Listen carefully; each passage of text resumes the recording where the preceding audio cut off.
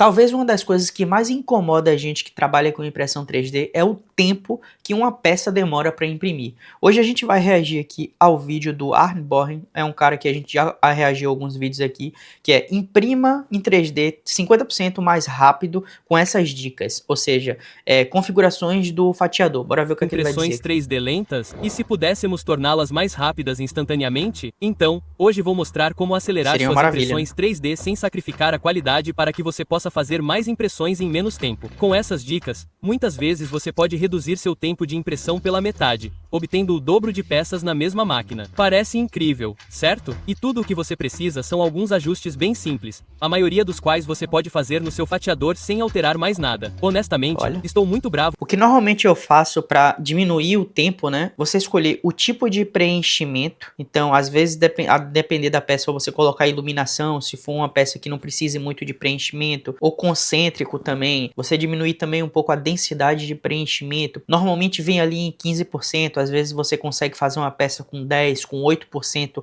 sem prejudicar a qualidade da peça. Por Bora não ter ver aqui conhecido se é isso essas que ele vai dicas fazer. antes, porque elas poderiam ter me economizado muito tempo e filamento em todos os meus projetos. Então, fique por aqui porque assistir a este vídeo por alguns minutos pode economizar horas de tempo de impressão. Para ter uma boa comparação, precisamos de um modelo de referência onde possamos ver os tempos de impressão antes e depois de todos os nossos ajustes. Eu realmente gosto deste suporte Grinit para uma fita métrica porque imprimo coisas assim o tempo todo. Todos os meus testes serão feitos na minha Bembu Lab X1C, que já é uma impressora bem rápida, mas ainda podemos melhorar bastante. Então, vamos primeiro imprimir isso nas configurações padrão, quando não altero nada, e ver quanto tempo demora. A primeira impressão ficou incrível e levou 1 hora e 3 minutos para ser impressa. Agora, vamos ver o quanto podemos reduzir esse tempo. Aqui estão 4 coisas que você pode fazer para tornar os tempos de impressão mais rápidos. A primeira coisa que eu costumo fazer é reduzir o preenchimento. A configuração normal é 15%, e você pode facilmente diminuir para 10%. E quanto maior for o seu modelo, mais impacto isso realmente terá no tempo de impressão. Apenas esse pequeno ajuste já nos economiza cerca de 7 minutos, o que é muito bom, na verdade. Se suas impressões não precisam ser super rígidas ou algo assim que estou fazendo, você realmente não precisa de toda essa força e é perfeitamente possível. Uma coisa que você também deve saber é que grande parte da resistência da peça depende mais da espessura da casca do que do enchimento. Então, se você precisa de algo mais forte, talvez adicione uma parede extra, mas não coloque muito enchimento. Teoricamente, você pode até diminuir para 0% e ainda ter peças bem resistentes. O problema é que você precisa de enchimento para poder imprimir porque precisa de algo para colocar suas camadas. E não só, quando tem uma peça muito oca, fica com aquela coisa de vagabundo, porque, porra, quando você pega, você espera, visualmente você vê, você acha que é um pouco pesado, quando você pega, é uma coisa bem leve, isso quebra uma expectativa e é meio, assim, a não ser que você encontre outras formas de preencher. Talvez você parar ali um pouco, preencher com alguma coisa enquanto a impressão tá pausada e depois voltar a imprimir, não sei. Uma coisa que eu acho que vou até pesquisar, mas eu não gosto muito daquela coisa de, tô com a peça muito leve e tal. Camadas superiores. E é aí que entra a próxima dica, porque você pode usar um padrão de enchimento diferente. Por exemplo, um que eu praticamente ignorei até agora é o padrão de enchimento de relâmpago. E é meio estranho. Ele realmente não oferece nenhuma resistência extra. Mas o que ele faz é suportar as camadas superiores com o mínimo de filamento e o menor tempo de impressão possível. Aqui no padrão de informações esparsas, você desce até o fim e vê um relâmpago. E se cortarmos isso, você pode ver que parece bem estranho porque não há realmente muita coisa lá dentro. Não tem quase, ele não faz preenchimento nenhum.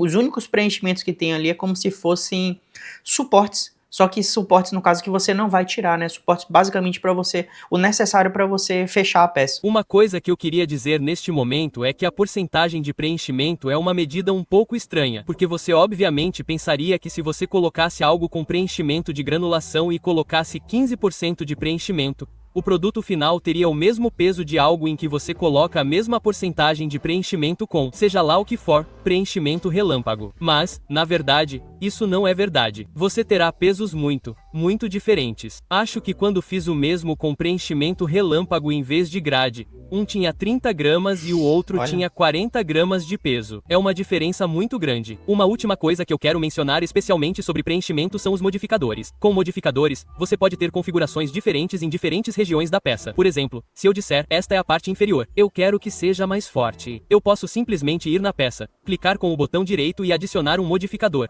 Por exemplo, vamos pegar este cubo e colocá-lo ali.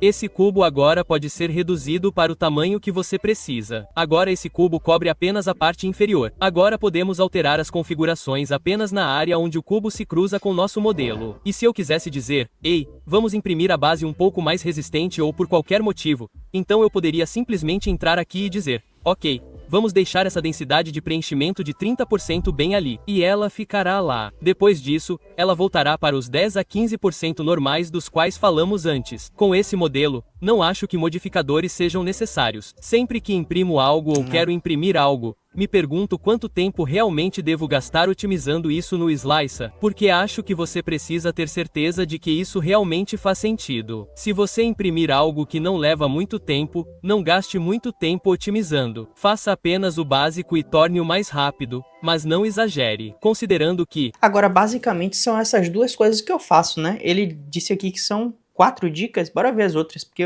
realmente são as únicas coisas que eu faço é Quando isso. você imprime algo que leva, sei lá, 20 horas, obviamente, faz sentido gastar Aí mais faz tempo diferença. otimizando, fazendo muito bem, porque isso economizará horas e horas, enquanto com um modelo pequeno, pode economizar minutos, e simplesmente não faz sentido. Tenha sempre em mente isso é o quanto verdade. eu realmente preciso otimizá-lo. Qual é o ponto ideal entre meu próprio trabalho que talvez, você sabe, me importe mais do que a impressora imprimindo 10 minutos a mais, o que realmente não importa muito. Apenas encerrando com toda a parte sobre o preenchimento. Agora estamos com 10% de preenchimento porque isso não precisa de muita resistência. E eu fui para o preenchimento relâmpago porque economiza muito filamento e tempo. E com todas essas mudanças, já estamos... Mas não são todas as peças que se coloca, no caso ele tá chamando de relâmpago, mas eu acho que em português é a iluminação, alguma coisa do tipo. Eu costumo usar esse tipo de preenchimento quando é alguma coisa pra mim, porque pra vender, como eu falei, eu não acho que ele fica realmente muito leve e eu não acho legal. E quando é algo somente de decoração, aí pra mim faz sentido, eu não vou ter muito contato, eu não preciso de tanta resistência. Estamos com 48 minutos. Economizamos uns bons 15 minutos apenas com essa coisa. O que é muito bom, eu acho. A próxima coisa que vamos mudar é a altura da camada aqui. O padrão é 2 mm.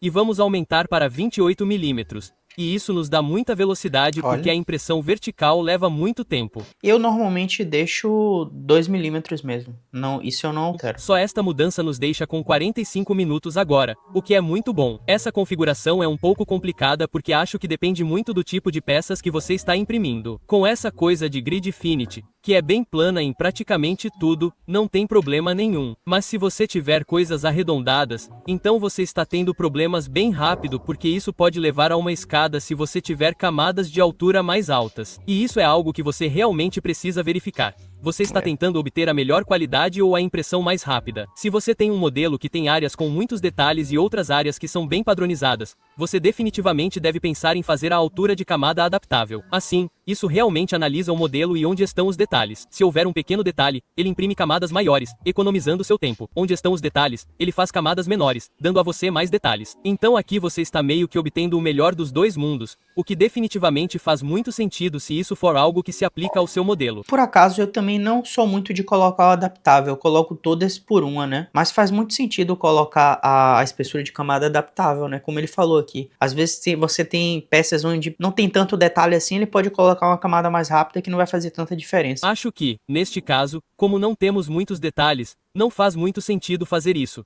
mas é algo que você deve considerar na sua impressão. O próximo ajuste que eu faria neste caso é tentar brincar com a largura da linha. Aqui é 4 mm, que é mais ou menos o tamanho do bico, mas você pode até aumentar um pouco, como 6. E se você fizer algo assim, já estará colocando muito mais largura em cada passada que estiver fazendo com a cabeça de impressão. Atualmente, isso não está nos economizando muito tempo, porque você está apenas imprimindo uma parede mais espessa e nada mais. Mas fica realmente interessante no ponto em que você pode reduzir a contagem de paredes porque, por exemplo, antes tínhamos 4 mm e duas delas seriam 8, e agora estamos imprimindo 6 mm com uma. Você pode até considerar mudar de 2 loops de parede para um, onde isso funciona. Agora, o problema com esse ajuste é que você precisa realmente tomar cuidado para não exagerar, porque você pode acabar com coisas em que sua impressão ficará menos limpa porque você está forçando os limites da sua impressora. A última...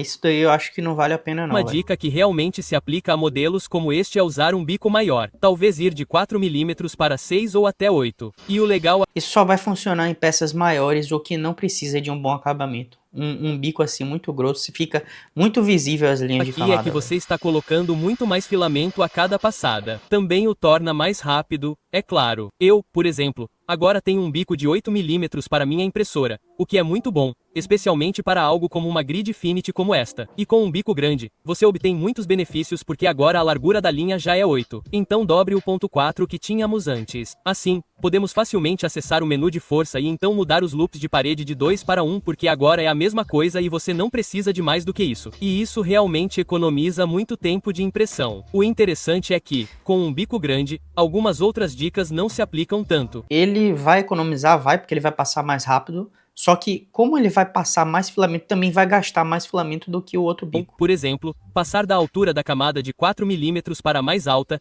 de 0,56, na verdade torna a impressão mais lenta, o que é estranho, mas estou supondo que estamos meio que fora dos limites da quantidade de filamento que a impressora pode empurrar aqui. E isso faz com que ela seja mais lenta aqui. O importante é sempre verificar se suas alterações realmente fazem o que você quer e vão na direção certa. Com todas as alterações que fiz aqui, aumentamos nosso tempo de impressão de 1 hora e 3 para agora cerca de 33 minutos, o que é muito bom. Com todas quase metade, velho. essas alterações, agora vou jogar o modelo na impressora e veremos como fica.